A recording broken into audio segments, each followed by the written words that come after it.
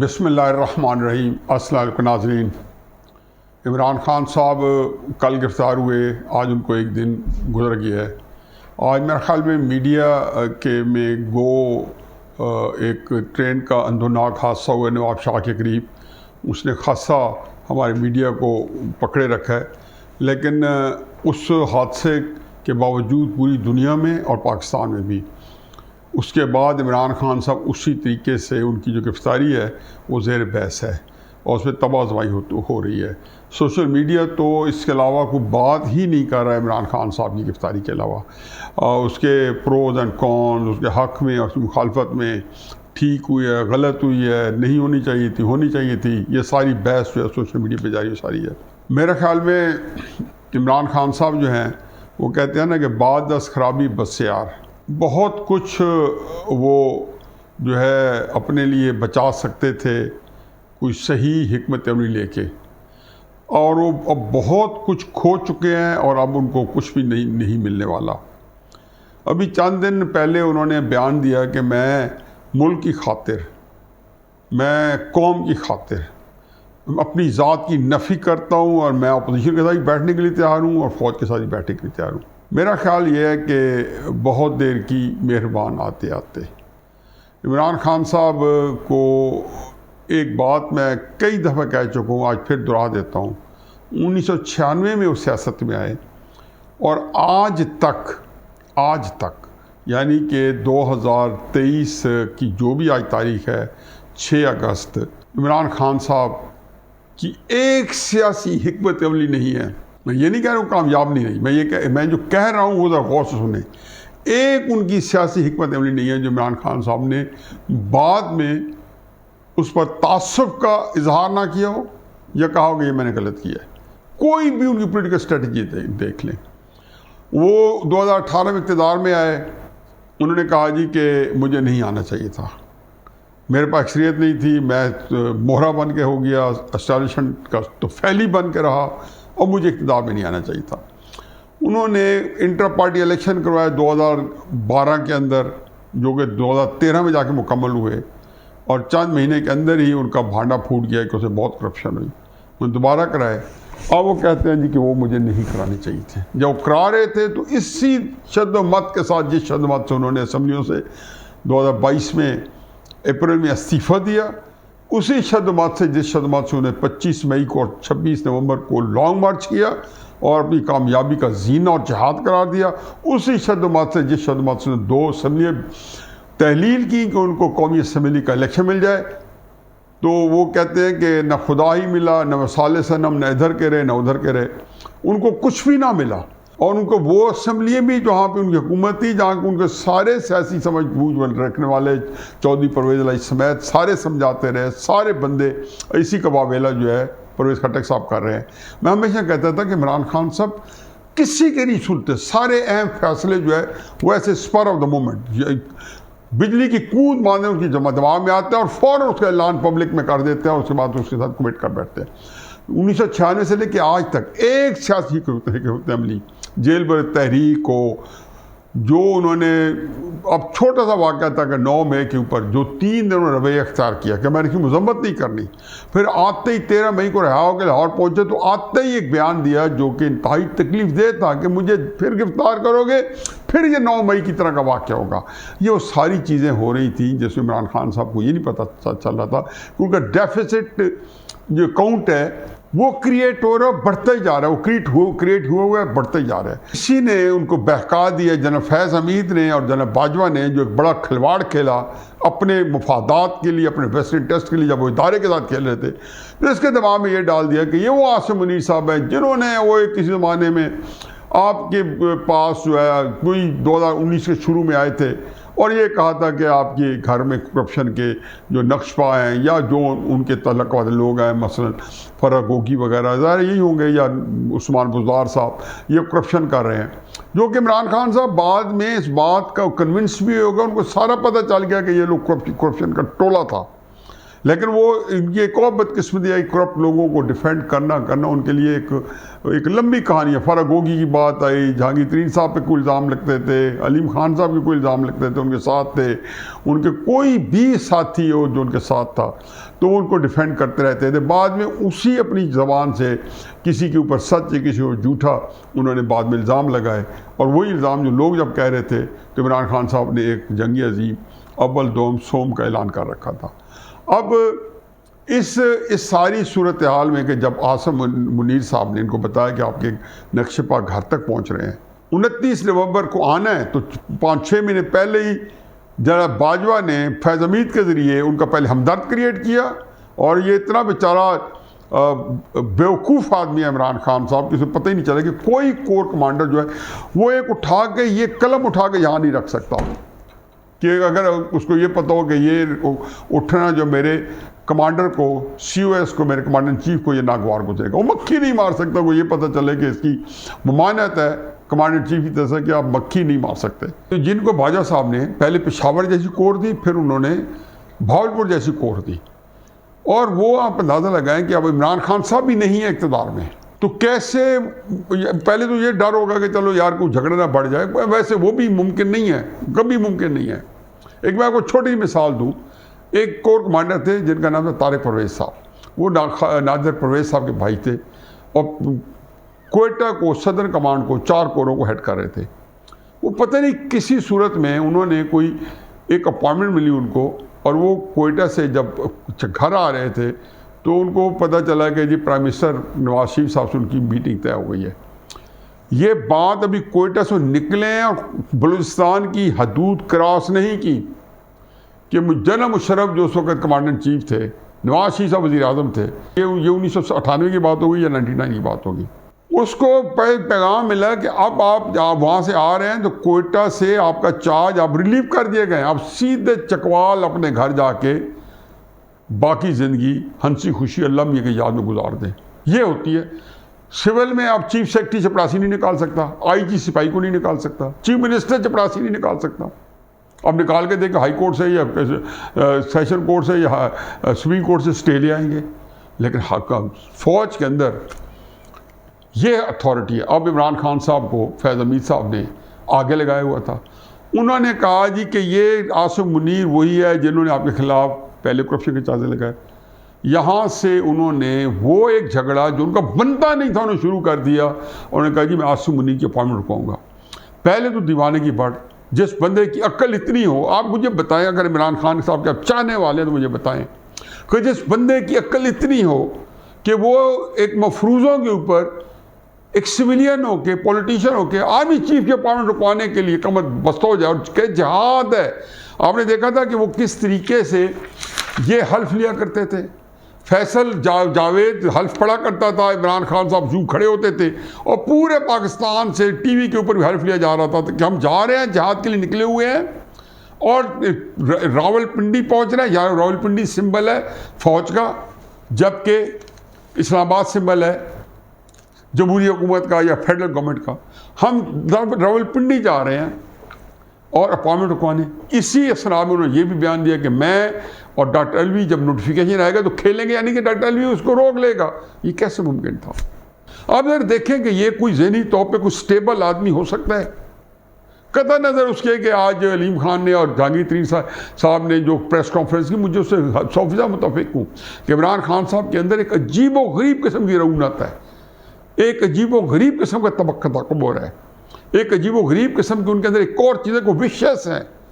وہ جس سے حسد کرتے ہیں اس کے بارے میں وہ انصاف نہیں کر سکتے۔ یہ عجیب بات ہے کہ کوئی کہے کہ عمران خان صاحب نہیں حسد کرتے، وہ عمران خان صاحب نواز شریف صاحب سے اندر سے حسد کرتے ہیں۔ ان کو غصہ اس بات کا جس میں نواز شریف کا کوئی قصور نہیں ہے۔ 1996 سے جب یہ آئے تو ان کو کوئی بندہ خاطر میں نہیں لایا۔ یہ آپ دیکھ لیں کہ انہوں نے زندگی میں اپنی طاقت سے، اپنی محنت سے ایک ہی چیز کمائی ہے، وہ کرکٹ۔ ان میں نام بھی کمایا ہے، اس کی کمائی کھا رہے ہیں. باقی طاقت اور محنت سے شاید میں کہتا ہوں کہ پھر شوق خانہ بھی بنا لیں.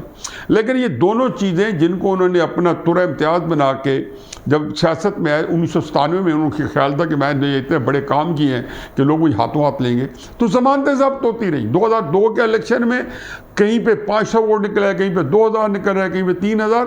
عجیب و غریب ایک تکلیف دہ حد تک ہیوملیٹنگ ڈیفیٹ ہوئی, ہیوملیٹنگ.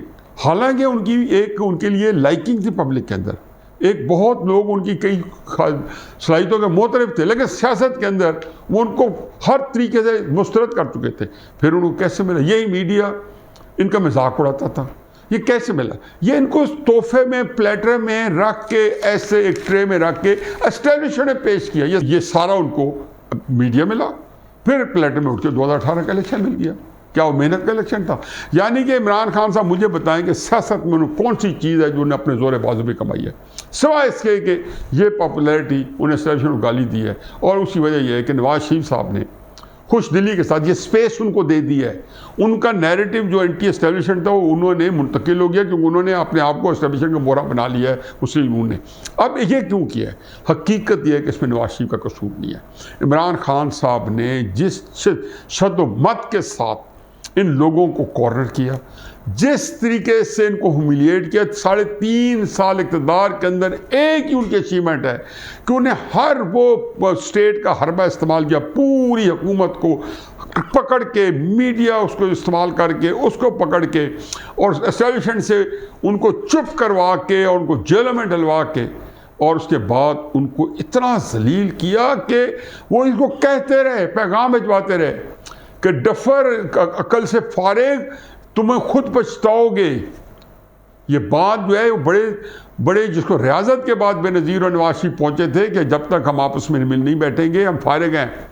ہمیں اسی طریقے سے یہ جو ہے ہماری ساری جو بندر آ کے ہماری جو بلیوں کی لڑائی ہے اس کے اندر سارا ہمارا سب کچھ لے کے چلا جائے گا. یہ ہمیشہ آتا ہے اور ہماری لڑائی سے فائدہ اٹھاتا ہے, یہ ہمیں لڑوا کے ہی کام کرتا ہے. بارے عمران خان صاحب کے اندر چونکہ ایک تھا, اس کا خیال تھا کہ میں نے پا لیا, اور وہ ساری چیزیں کر رہے تھے ہنسی خوشی کے ساتھ. ان کو اس وقت بالکل نہیں فرق پڑ رہا تھا کہ باجوہ کیا کر رہا ہے. 5.5 سال یہ بندہ جو ہے باجوہ کے ساتھ ایک اس کے سارے جرائم کے اندر رہا ہے. مجھے بتائیں کہ کیا فرق کیا پڑا ہے 10 اپریل تک, یا چلو 1 مہینہ اور ڈال دیں, مارچ تک یا فروری تک, کیا پرابلم تھا؟ کوئی پرابلم نہیں تھا.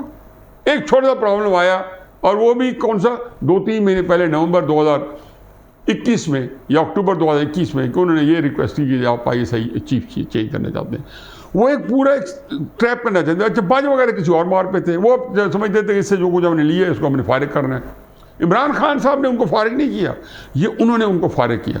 اب اس دوران جب نواز شریف سے پہلے جب 2020 میں بھی انہوں نے طے کیا کہ فارغ کرنا ہے, اور اپوزیشن کو ٹریگر کیا, اور PDM نے اور پیپلز پارٹی نے دوبارہ مل بیٹھے اور اتحاد کر کے عمران خان صاحب کے خلاف کیمپین چلائی, تو نواز شریف نے اس کے اندر رنگ میں بھنگ ڈال دی.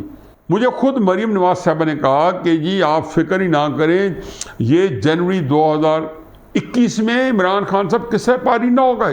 میں نے کہا جب ان کو اتنی گارنٹیز دی ہوئی ہیں تو پھر ان کو کرنے دیں, کیونکہ میں خلاف تھا. میں نے کہا یہ آپ کو کرونا بھی ہے, کوئی اور بھی کئی فیکٹرز ہیں, یہ آپ کا جو چیزیں ناکام چلی جائیں گی, آپ خدا کے واسطے ختم لاہور کے جلسے نہ کریں. لیکن وہ اتنا ان کے ذہن میں تھا کہ ہم نے ضرور کرنے, لیکن ان کو یہ پتہ نہیں کہ نواز شریف صاحب بڑی ہوشیاری و چلاکی سے 20 اکتوبر کو, اب یہ تقریب بڑی اہم ہے میرے نزدیک پاکستان کی سیاسی تاریخ میں, اس میں انہوں نے ڈنکے کی چوٹ پہ کہا. کب کہا؟ جبکہ ان کی تصویر ان کی مریم نواز صاحبہ کی ٹی وی پہ نہیں آ سکتی تھی, ان کی بات نہیں ہو سکتی تھی. سوشل میڈیا کے ذریعے بات پھیلی. نواز شریف نے کہا کہ عمران خان سے ہمارا کوئی جھگڑا نہیں, بلکہ انہوں نے کہا عمران خان صاحب سے ہمارا کوئی جھگڑا نہیں. انہوں نے کہا باجوہ صاحب میری آپ سے شکایت ہے. باجوہ صاحب حساب آپ کو دینا ہوگا, آپ کو جنرل فیض یہ سب کچھ آپ کے ہاتھوں سے ہوا ہے, جواب بھی آپ کو دینا ہوگا. جنرل فیض امیر صاحب آپ نے کیوں کیا یہ کام کیے, آپ کو یہ زیب دیتا تھا, آئین اور قانون کی کیوں آپ نے دھجیاں اڑائیں. 2018 کے الیکشن میں آپ نے یہ کیا, پہلے یہ کیا, یہ کہ انہوں نے ایک چیز کا اپنا ایک ان کے اوپر چیزیں بتائی جو کہ وہ کہہ دیتے کہ یہ بالکل غلط کہہ رہے ہیں نواز شریف صاحب. اس سے اور کچھ ہوا یہ نہیں ہے. اس میں جناب پوری جو اسکیم تھی وہ تتر بتر ہو گئی. وہ تو سارے لوگ، بلاول صاحب بھی، پھر اس کے بعد 2 4 5 7 دن جلسے ضرور ہوئے، لیکن کہ گیم بگڑ چکی تھی. اسٹیبلشمنٹ نے سوچا کہ یہ تو پھر نواز شریف صاحب تو وہی کھڑے ہیں جہاں سے شروع کیا تھا. عمران خان صاحب نے کیا کیا؟ اس کا صلہ یہ دیا کہ چوتھے دن کنونشن سینٹر میں وہ کوئی تقریر تھی تحریک انصاف کے پتہ اوورسیز پاکستانی تھے یا کوئی تھے، ان کا کنونشن تھا. تو وزیر اعظم کیسی ہے؟ اس نے کہا وہ نواز شریف تم جنرل باجوہ کا نام لیتے ہو، اکبر نام لیتے ہو، خدا کا اس زمانے میں. اب مجھے بتائیں کہ اس کو شرم نہیں آتی نہ اس کو نہ ماننے والوں کو کہ کس منہ سے کہتے ہیں کہ جی جنرل باجوہ اور فلانا. یہ وہ لوگ ہیں جو ان کی جس کو کہنا چاہیے ان کے پاؤں کے اندر قدموں میں لوٹ رہے تھے. خیر اینی یہ وہ سارا تھا کہ عمران خان صاحب کا ایک ایسا کیا کہ انہوں نے مجبور کر دیا اپوزیشن کو کہ وہ ان کے خلاف پوری ایکٹیو ہو جائے. اب ایک اور چیز بھی ہے، 2013-2014 میں نواز شریف صاحب نے مشرف کے خلاف مقدمہ بنایا. عدالت نے بھی اس کی جو ہے سپورٹ کیا. تحریک انصاف والے نے ایک اور پروپیگنڈا کیا ہوا ہے کہ سارے اب وہ بڑے ان کو جرنلائز کر دیا، سارے وزیر اعظم کو یہی سہروردی، نواز شریف، اپنے نواز شریف یاد آ گیا ہے، سب کو نااہل کرا دیا. یوسف رضا گیلانی سب کو نااہل کرا دے دیا، گیپڈو ہو گیا. عمران خان صاحب یہ سیاستدانوں کو ہوتی ہے، اسٹیبلشمنٹ کو کوئی نہیں کہتا. نواز شریف پہلا آدمی ہے جس نے 2013 میں مشرف پہ مقدمہ چلایا. اسی خمیازے کیا بھگتا؟ 2014 میں لانگ مارچ کنٹینر پہ چڑھ کے عمران خان صاحب آ گئے، طاہر القادری صاحب آ گئے. کیا وجہ کیا تھی؟ ہر ایک کو پتہ ہے کہ جی ہر سارے بندے بتاتے ہیں کہ راہیل شریف صاحب نے مشرف کے اوپر جو مقدمہ چلا اس کی سزا دی. ظہیر الاسلام وغیرہ DGI جو تھے انہوں نے یہ سارا پورا پلان کر کے اور نواز شریف کی حکومت گرانے کی کوشش کی. کوئی افتاد نہیں پڑی تھی کہ پاکستان میں اس بیچارے کو آئے ہوئے بھی 11 مہینے ہوئے تھے کہ انہوں نے اس کو ہٹانا شروع کر دیا. ایک اصل وجہ یہی تھی کہ مشرف کے خلاف مقدمہ، لیکن اس سے زیادہ دیکھیں تکلیف دیکھیں 2018 میں یا بالآخر آ کے جیسے وقار سیٹھ تھے شاید، انہوں نے فیصلہ دیا. ایک پورا وہ 2-3 ججز تھے جس میں انہوں نے کہا جی کہ مشرف کو پھانسی دے کے انہوں نے جو آئین کی بے حرمتی کی ہے سڑک میں لٹکائی جائے اس کی لاش کو. تو عمران خان صاحب کی کابینہ نے پریس کانفرنس کی کہ یہ جج پاگل ہے. پھر جج بیچارے کو مار بھی دیا گیا کرونا کے بہانے.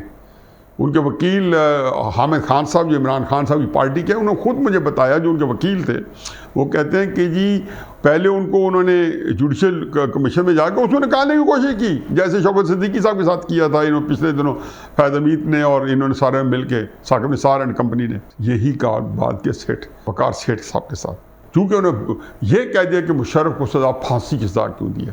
یعنی کہ یہ اسی اسٹیبلشمنٹ کے لیے انہوں نے پاکستان کے جوڈیشری کو کی بے توقیری کی، قاضی فیض عیسیٰ صاحب کی بے توقیری کی کہ یہ فیض حمید، جنرل باجوہ ان کے اوپر حرف کیوں ہوتا ہے.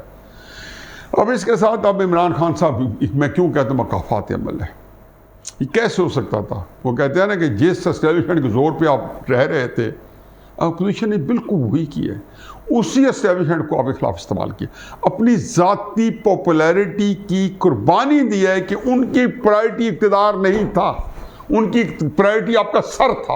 اپوزیشن کی تو ایک ہی اس وقت ترجیح ہے. اندر خانے میں جانتا ہوں ان کے اندر اتنا نفرت اور غصہ ہے عمران خان کے خلاف، کیوں نہ ہو.